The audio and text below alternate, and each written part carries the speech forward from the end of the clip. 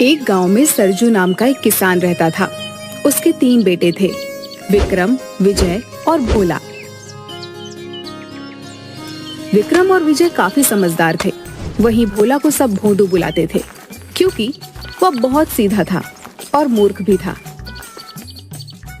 बेटा, अब मैं बूढ़ा हो गया हूँ, मुझसे काम नहीं होता।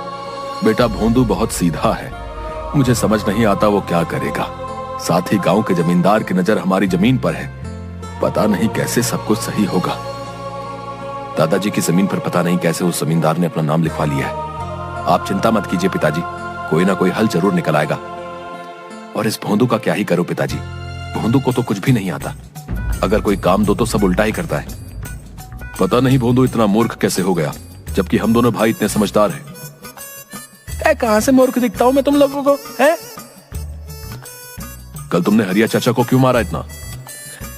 हरिया चाचा ने बोला मुझे चप्पल दे, मैंने उनकी बात मानी और उन्हें चप्पल दी। वो चप्पल पहनने के लिए मांग रहे थे, तुमने उन्हें चप्पल से मार ही दिया मूर्ख। इसे तो ये तक नहीं पता होता कि किसी इंसान से कौन सा काम करवाना है। मैंने इससे कहा जा खेतों से अनाज काट कर लिया। मैंने जाकर देखा ये बैठकर एक एक दाने को चाकू से काट रहा था।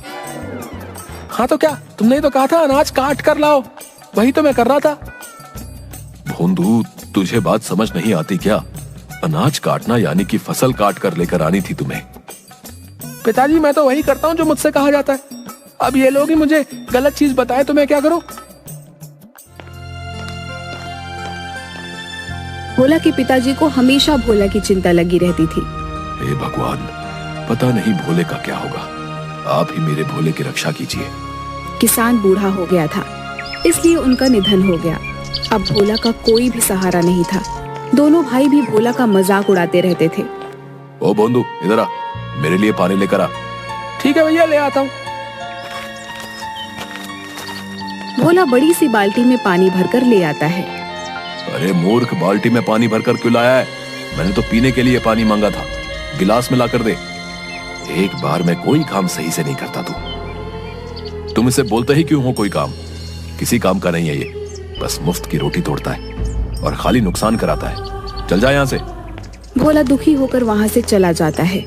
अब तो हर रोज भोंदू के साथ बहुत बुरा व्यवहार होता था। गांव वाले लोग भी भोंदू को मूर्ख बनाकर अपना काम निकलवा लेते थे। भोला बेटा, मेरे कमर में बहुत दर्द है, जरा मेरे खेत जोत देगा तू? काका, खेत जोत लूंगा तो आपका कमर कैसे ठीक हो जाएगा? उसके लिए तो कमर दबानी पड़ेगी ना। अरे भोंदू, कमर में दर्द है, मैं खेत जोत नहीं सकूंगा, इसलिए तुझसे बोल रहा हूँ। तू भी ना, तो ऐसा बोलो ना काका, खुद गलत बोलते हैं सब और फिर मुझे मूर्ख ठहराते हैं। बताइए। हाँ बचवा, हाँ हम ही मूर्ख हैं। जा खेत जोत, मेरे कमर की चिंता तू ना कर। भोंदू मूर्ख जरूर था, पर वह बहुत मेहनती था। वह सबकी मदद भी किया करता था, हालांकि लोग उसका सिर्फ इस्तेमाल किया करते थे। एक दिन भोंदू गांव के रास्ते से कहीं जा रहा था। अचानक उसका पैर रास्ते पर बैठे कुत्ते की पूंछ पर पड़ गया। वह सोया हुआ कुत्ता गुर्राते हुए भोंदू को देखता है और भौंकने लगता है। अरे बाप रे बाप, क्यों भौंक रहा भाई? अरे गलती हो गई, माफ कर दे। कुत्ता उसे दौड़ाने भी लगता है। माई रे माई, कहाँ फंस गया? बचाओ, कोई तो बचाओ रे। दौड़ते दौड़ते भोंदू जंगल में आ जाता है। वह जंगल के अंदर जाते जा रहा था, उसे पता ही नहीं था वह कहाँ जा रहा है। भोला भोंदू अपने घर का रास्ता भी भटक गया था। उसे जंगल की एक और लड़की दिखाई देती है जो सूखी लकड़ियों को जमा कर रही थी। ये कौन सी जगह है? ये तो जंगल है, आप यहाँ कैसे आ गए? यहाँ तो कोई आदमी नहीं आता जाता। मैं रास्ता भटक गया हूँ, मुझे नहीं पता मेरा घर कहाँ है। उसके बाद भोंदू ने सारी बात उस लड़की को बता दी। भोंदू की बातें सुनकर उस लड़की को पता चल गया कि भोला बहुत भोला है, जो अपने घर का पता भूल गया है। मेरा नाम रमा है। चलो कोई बात नहीं, जब तक तुम्हें तुम्हारे घर का पता नहीं मिल जाता तब तक तुम मेरे साथ मेरे घर चलो। मैं लकड़ियों को बेचकर अपना गुजारा चलाती हूँ, जो मिलेगा मिल बांट कर खा लेंगे, ठीक है? भोंदू खुश होकर उस रमा के साथ चला जाता है। लकड़ी बेचकर जो मिलता है वह लड़की खुशी खुशी मिल बांटकर खा लेती है। लेकिन भोदू का भोलापन अभी भी जारी था। वह अपनी हरकतों से सबको हंसाता रहता था। वहीं दूसरी ओर पता नहीं कहाँ चला गया वो भोंदू, मूर्ख कहीं का। एक तो खुद जमींदार ने हमारी जमीन ले रखी है, ये परेशानी क्या कम थी जो अचानक भोंदू भी गायब हो गया। मैं तो तंग आ गया हूँ। चिंता मत करो, कोई ना कोई रास्ता जरूर निकल आएगा। इधर कुछ दिन बाद भोदू जंगल में लकड़ी का गट्ठर उठा रहा था। लकड़ी का गट्ठर बहुत बड़ा और भारी था, जिसे भोदू ठीक तरह से उठा नहीं पा रहा था। अरे बाबा, ये लकड़ी का गट्ठर तो बहुत भारी है, उठ नहीं रहा। पता नहीं कैसे रमा इसे उठाती है। वहीं पास ही भोदू को एक पेड़ के नीचे एक साधु बाबा नजर आए, जो ध्यान लगाए बैठे थे। भोला भाला भोदू बिना कुछ सोचे समझे उन साधु बाबा को कहता है, ओ भाई, ये गठरी बहुत भारी है, थोड़ी मेरी मदद कर दो ना उठाने में। आप तो वैसे भी सो ही रहे हो।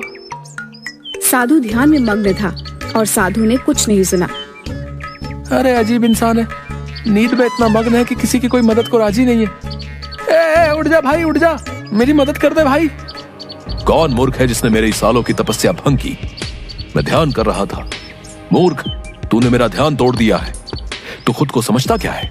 बहुत बुद्धिमान है तू। इतना घमंड है तुझे अपनी बुद्धि पर, मूर्ख इंसान। लो, अब आप भी मुझे मूर्ख बोल रहे हैं। आपको नहीं पता मैं कितना समझदार हूँ? सब बस मुझे ही मूर्ख बोलते रहते हैं। तू बहुत समझदार है ना? तुझे अपनी बुद्धि पर बहुत घमंड है ना? जा, मैं तुझे श्राप देता हूँ। तेरी बुद्धि पलट जाएगी। तू अभी जैसा है उससे ठीक उल्टा हो जाएगा।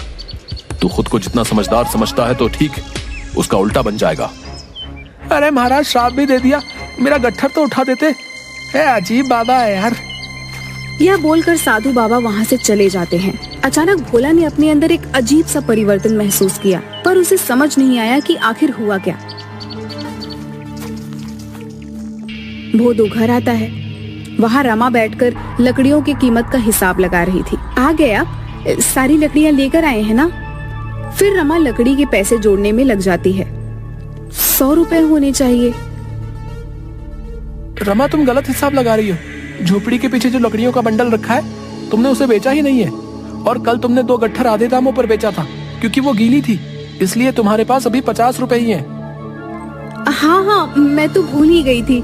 रमा चौंक जाती है। आपने तो बिल्कुल सही हिसाब लगाया है। अचानक से आप इतने समझदार कैसे हो गए? भोदू ने रमा को साधु महाराज वाली सारी बात बता दी।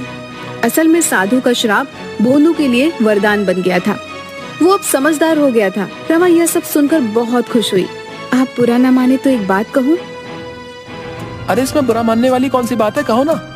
आप मुझे बहुत अच्छे लगते हो और हमारा एक दूसरे से जान पहचान भी अच्छा हो गया है। क्यों ना हम दोनों शादी कर लें? अरे रमा, क्या सच में मैं तुम्हें अच्छा लगता हूँ? मुझे मंजूर है। इसके बाद रमा और भोदू दोनों पास के मंदिर में जाकर शादी रचा लेते हैं। एक दिन, अब मुझे अपने गांव जाना है रमा। ठीक है, आप चले जाइए। जाऊंगा, पर अकेले नहीं, तुम भी मेरे साथ चलोगी। तुम मेरी अर्धांगिनी हो, चलोगी ना? अब मेरे सब कुछ आप ही तो हैं। मैं आपके बिना भला कैसे रह सकती हूँ? भोदू रमा को लेकर अपने गांव पहुँचता है और अपने घर जाता है। वहाँ वह देखता है कि उसके दोनों भाई चिंता में बैठे थे। विक्रम भैया, मैं आ गया, प्रणाम।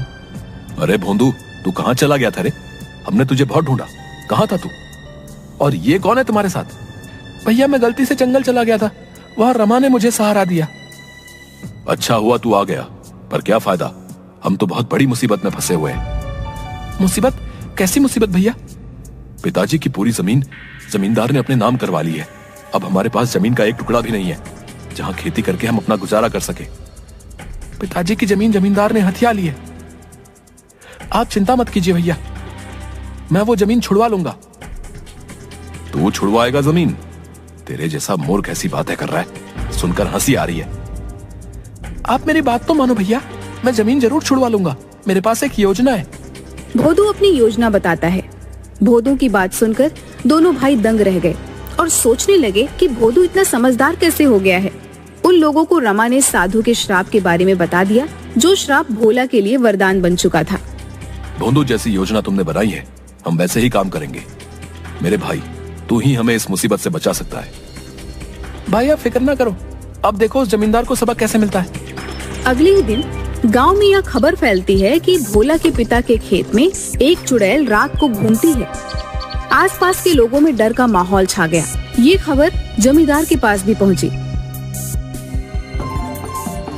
ये मैं क्या सुन रहा हूँ? ये चुड़ैल कहाँ से आ गई?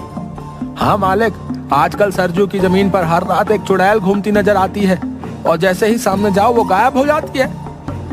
गांव के 2-4 लोग तो बीमार हो गए हैं चुड़ैल को देखकर। क्या बेकार की बातें करते हो तुम लोग? आज मैं जाकर देखता हूँ। उसी रात जमींदार अपनी 4 आदमियों के साथ चुड़ैल देखने के लिए सरजू के खेत में जाता है। ये गांव वाले सब सठिया गए हैं ससुरे। न जाने कौन सी चुड़ैल दिखाई देती है इन्हें। मुझे तो कुछ दिखाई नहीं दे रहा। तभी जमींदार के पीछे सफेद कपड़ों से लिपटी बाल खुले हुए कोई आता दिखाई दिया। जय हनुमान, जय हनुमान। ये चुड़ैल कहाँ से आ गई यहाँ पर? हे भगवान, रक्षा कीजिए, रक्षा कीजिए। मालिक, चुड़ैल तो गायब हो गई है। तभी अचानक चुड़ैल फिर वहाँ आ जाती है और बोलती है, ये जमीन किसकी है? मुझे बहुत पसंद है। अब तो मैं यहीं रहूंगी हमेशा। इस जमीन पर जिसने अपना हक जताया है वो मारा जाएगा। हाँ, तुम्हें मरना है। हे भगवान, आज बचा लो। मुझे कोई जमीन नहीं चाहिए। कभी मुड़कर इस जमीन की तरफ भी नहीं देखूंगा। राम राम राम राम, मरा मरा मरा मरा। सब के सब लोग वहाँ से डरकर भाग जाते हैं। दूसरे ही दिन जमींदार ने वह जमीन विक्रम और विजय को वापस लौटा दी। अरे विक्रम बेटा, मुझसे गलती हो गई। ये जमीन तो सरजू की थी और उसी की रहेगी। हाँ, ये रहे तुम्हारे जमीन के कागज। हाँ, लाओ इधर। और दूसरी बात, अगर गलती से भी हमारी जमीन पर नजर डाली ना तो हमसे बुरा कोई नहीं होगा। वाह भोंदू, वाह, क्या दिमाग हो गया रे तेरा। तेरे प्लान ने तो सच में हमारी जमीन वापस लौटा दी। और हाँ, रमा भाभी भी कमाल की कलाकार है। चुड़ैल बनकर क्या खूब डराया जमींदार को। धन्यवाद रमा, हमारी इतनी मदद करने के लिए। धन्यवाद किस लिए जी? अब मैं भी तो इसी घर की सदस्य हूँ ना। अब तो हम सब लोग मिलकर रहेंगे। भोला को पता था कि डर से किसी भी चीज को आसानी से हासिल किया जा सकता है। इस तरह भोला की होशियारी और रमा के साथ से उन्हें उनकी जमीन वापस मिल गई।